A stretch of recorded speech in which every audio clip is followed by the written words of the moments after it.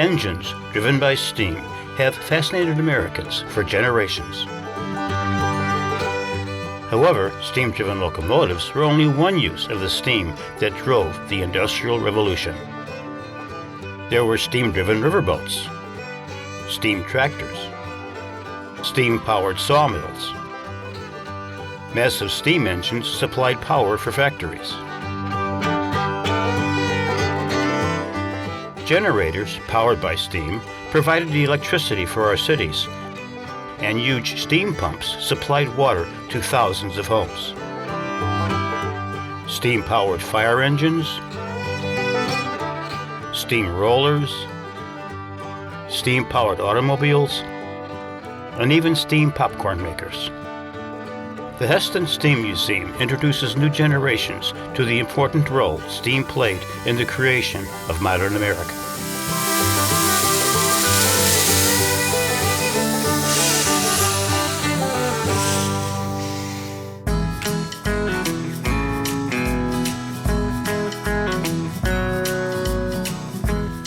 The Hesston Steam Museum covers 155 acres and is located 1 hour east of Chicago.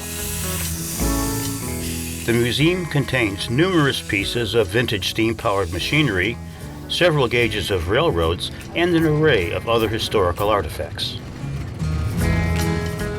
Visitors walk into a bygone era. An era where guests can take a break from the stresses of today and recharge.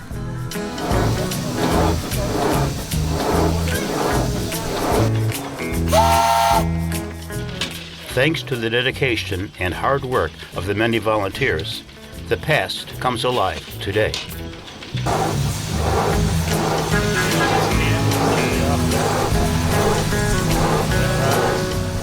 Guests can experience firsthand the machines of the past and how they changed the lives of Americans.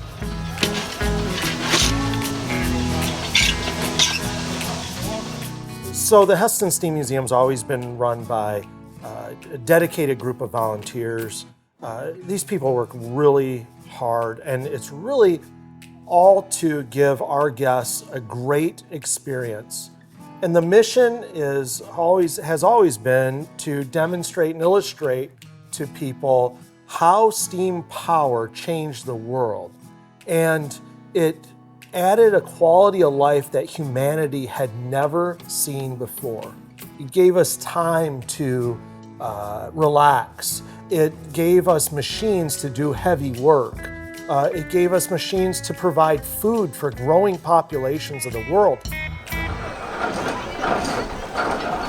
This is the Avery steam tractor. It was built in 1911 and is one of the largest operating steam tractors in the United States. It weighs 25 tons.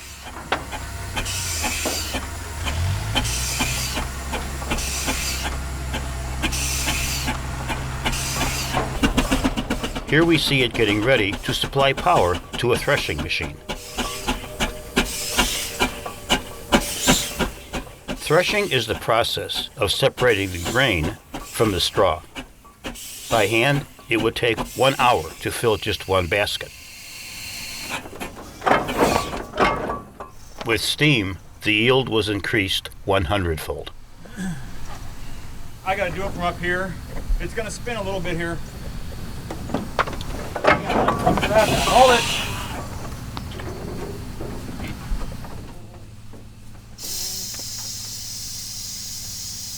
Ready? Wait. Yeah.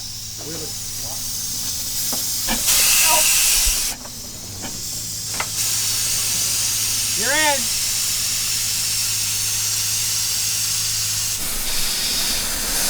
Going backwards?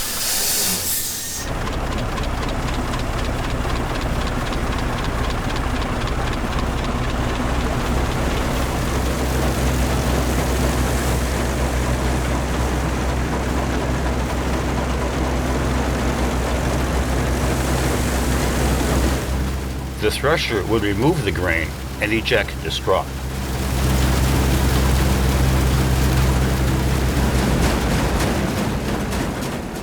So the Hesston Steam Museum was started by our founder, John Idris.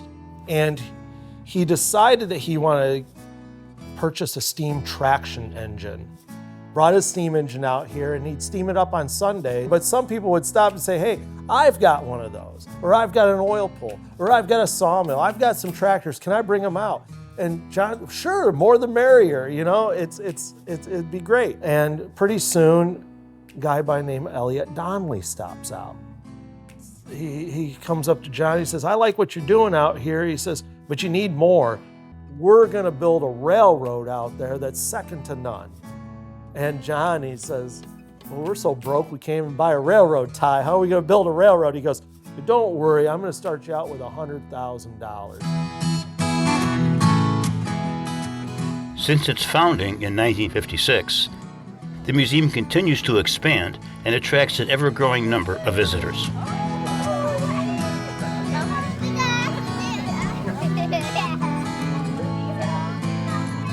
Cutting trees by hand was a long and laborious process. This would change with the advent of the steam-powered sawmill.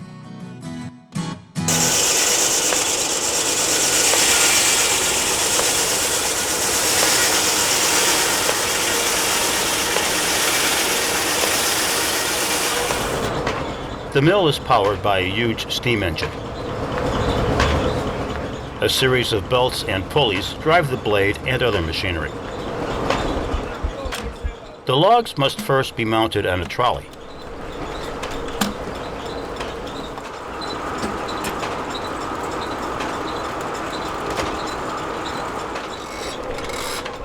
They are then rolled into the 60-inch cutting blade.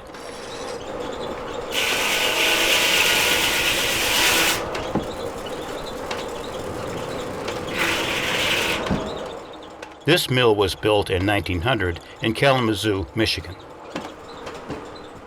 It made the cutting of lumber for cities and towns much faster for the rapidly growing population.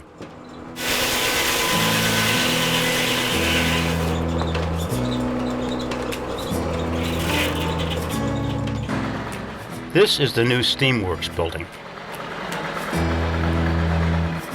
It showcases the many uses of steam engines in interactive displays.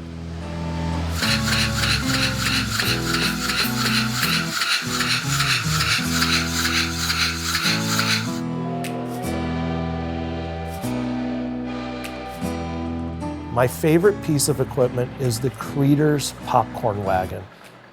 Because they're frying the corn in oil, they needed to agitate that corn at all times. But what Charlie Creeder's did was he invented a small, very small steam engine that could be mounted to that cart. And that steam engine actually runs those agitators. And so you had this individual that was pulling this thing down the street. He'd stop and sell a few bags of popcorn or start another batch, and he didn't have to sit there and crank it. So I think that's a marvelous illustration of how steam changed the world. But it is a living history museum, so we want people to touch, feel, smell. All your senses are used. Even for the food service, we have the Doc Soda fountain is a historic-ish thing. That's a real Art Deco soda bar from 1930.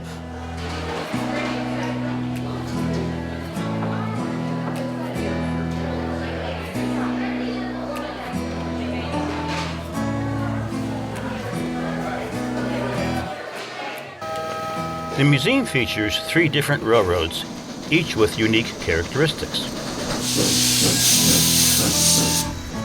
All run through a large, peaceful, forested area.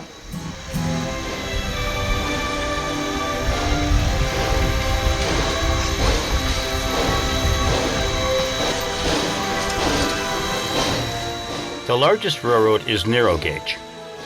This gauge was used in rugged areas.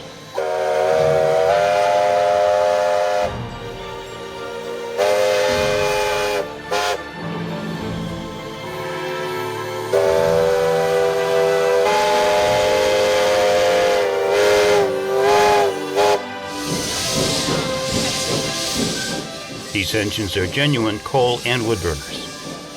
They are used for both passenger and freight service.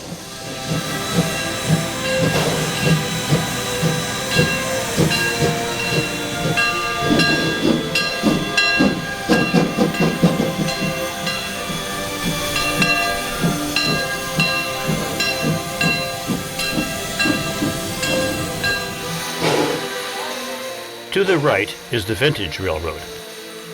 These smaller trains were used for amusement parks and zoos.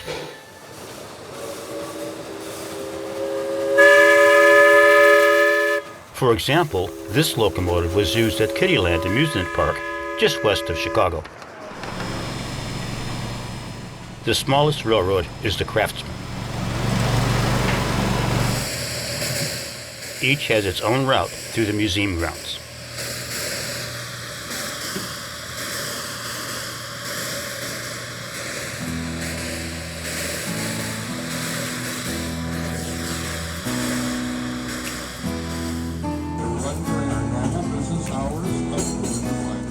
Volunteers love sharing stories about the museum and their personal experiences. I've been a volunteer out here for over 36 years. I have a background in railroading. Over 30 years with Conrail and Norfolk Southern Railroad. I have seen this place grow and seen many volunteers come through here from young people. I love seeing the excitement through children's eyes when they ride the train, and when I get a thing, when children, I'll say, "Did you have fun?" And I'll get, "Oh, this is the best train ride I've ever been on." "Well, how many trains have you been on?" "This is the second one." Our guests, we want people to leave here with a positive memory. And I think seeing that, and when someone has a great time or someone comes back and says, "Oh, do you remember me?" It's work, yes, but it's a labor of love. To be able to be in a steam engine, work on a steam engine, operate a steam engine, smell a steam engine, it's all wonderful. Many young people have become fascinated with steam and even volunteer to support the museum.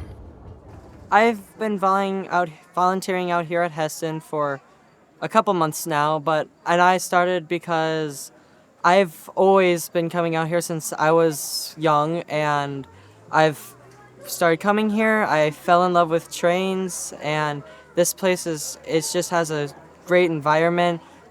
Everyone here is friendly. It is kind of uncommon for teenagers and kids to be really into trains, but it is a really cool and fascinating thing. There's something in trains for everyone, no matter your age or what you're into.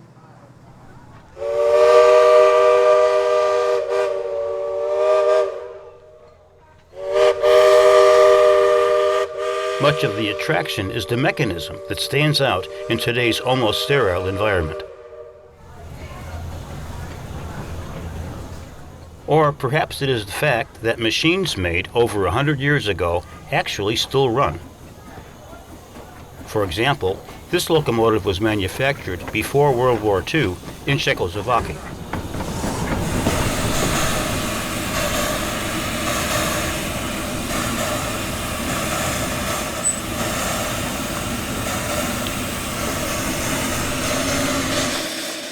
Many young volunteers appreciate this history and are eager to work to keep it alive for future generations.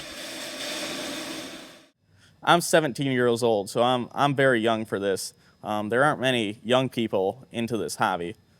Here at the Hesston Steam Museum, we're really blessed with such a young volunteer base who are interested in this type of work. There aren't many young people into trains nowadays. Steam power is a little more fascinating than the modern diesels you see. It's something that really captures the imagination. It's alive. It's really something that's almost more than a machine. It's something about the steam power that the diesel just doesn't give off. So a lot of kids aren't exposed to it like they used to be back in the main days. So that's another great thing that we get to do here. We get to give kids their first experience with steam power, and then sometimes, like me, they keep on coming back. And that's what we hope for.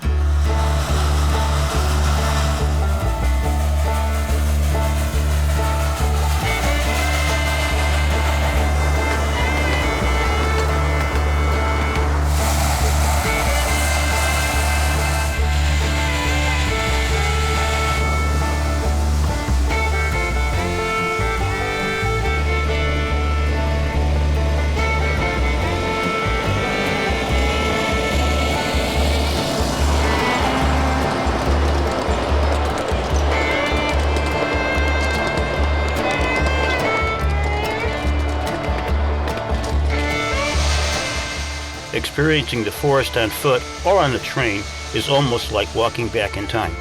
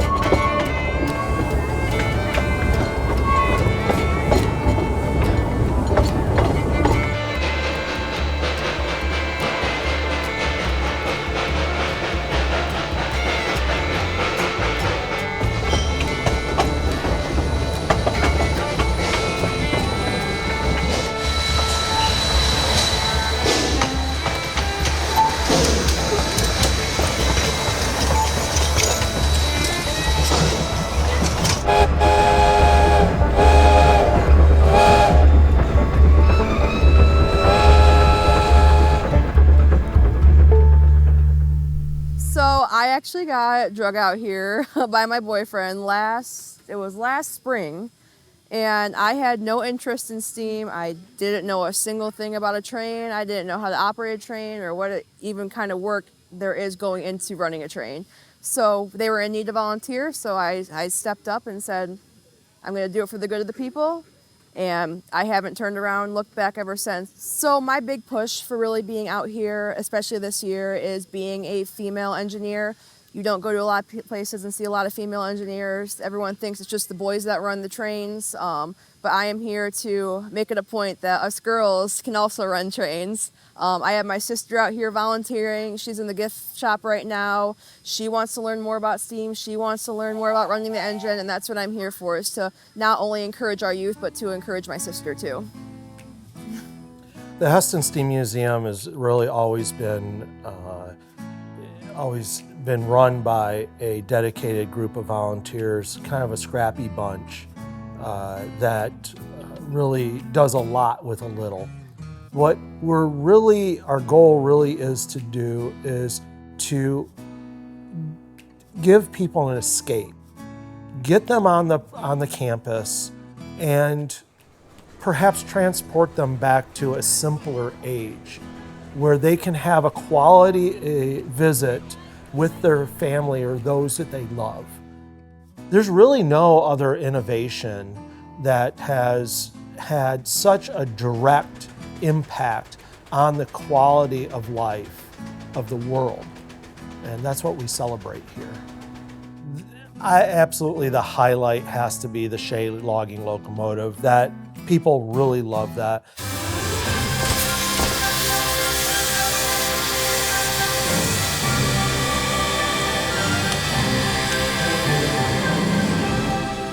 This Shay was built in 1929, weighs 67 tons, and is the last of the narrow gauge Shays ever built. So this is our Shay logging locomotive number 7. It was built by the Lima Locomotive Works, and you can see the builder's plate right here, in November of 1929. This is a Shay locomotive. It's a very, very unique type of locomotive.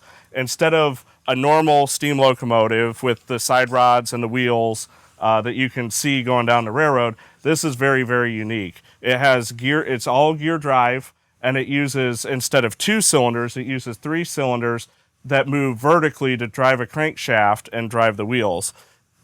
This is very, very beneficial in the mountains where you need to pull heavy, heavy loads up and down grades where you don't necessarily need speed. The top speed of this locomotive is only 21 miles an hour. Our generous donors, Elliot Donnelly, who really helped build this museum into what it is today, heard about the locomotive here in Chicago, heard that it, had a potential to be scrapped, and offered the Oregon Lumber Company a sum of money to purchase it and preserve it. So we have a brass plaque on the fireman's side of the locomotive that dedicates this locomotive to him.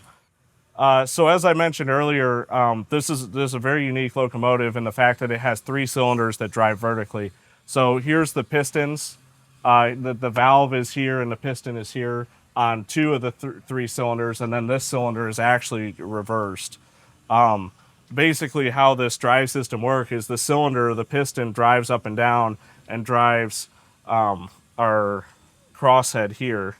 And as that pushes, as the cylinder ports up and down, it drives a crankshaft very, very similar to your car.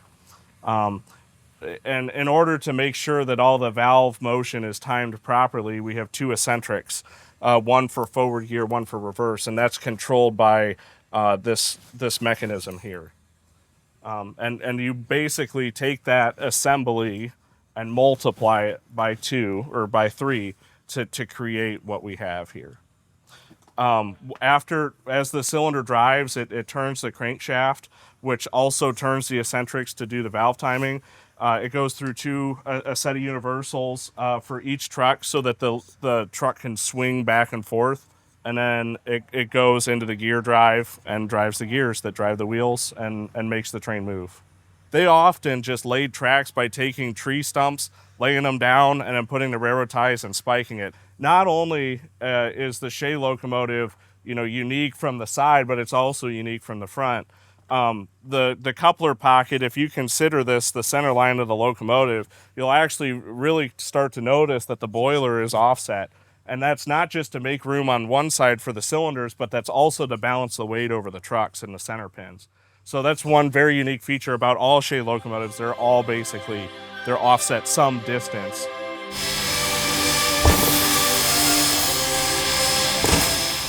Gary loves explaining this historically significant locomotive to visitors. See the connecting rods right there. Yeah. Man, that's very cool. Very, very unique. 1929. My birthday.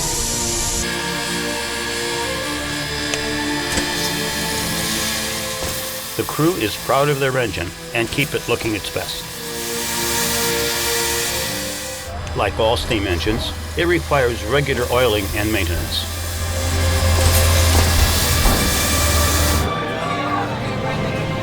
Hey guys, welcome aboard.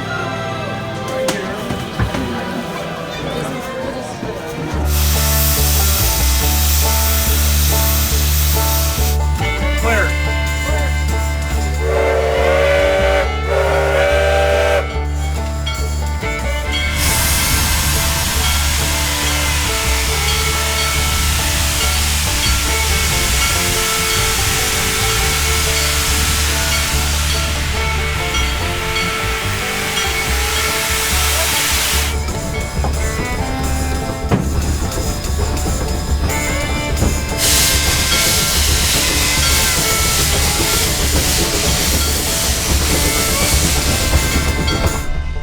This section of the video is slowed to more clearly demonstrate the working of the gears.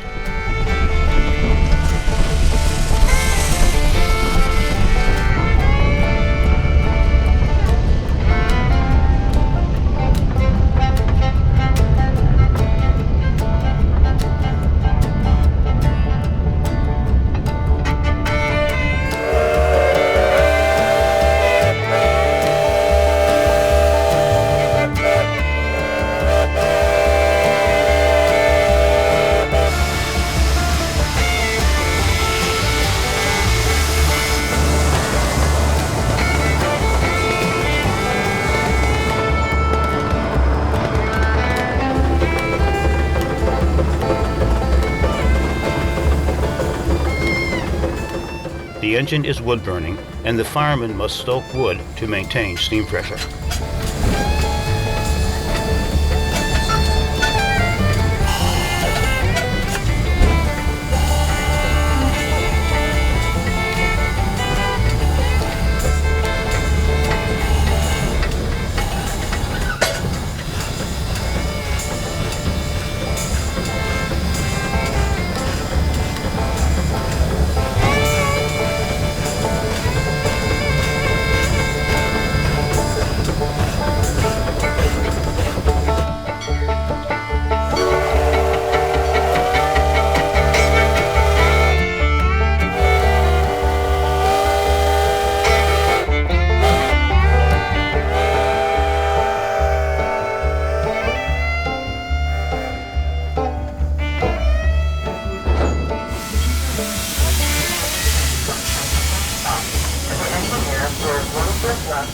While we can't return to the past, Thanks to the Hesston Steam Museum, we can experience it, if only for a day.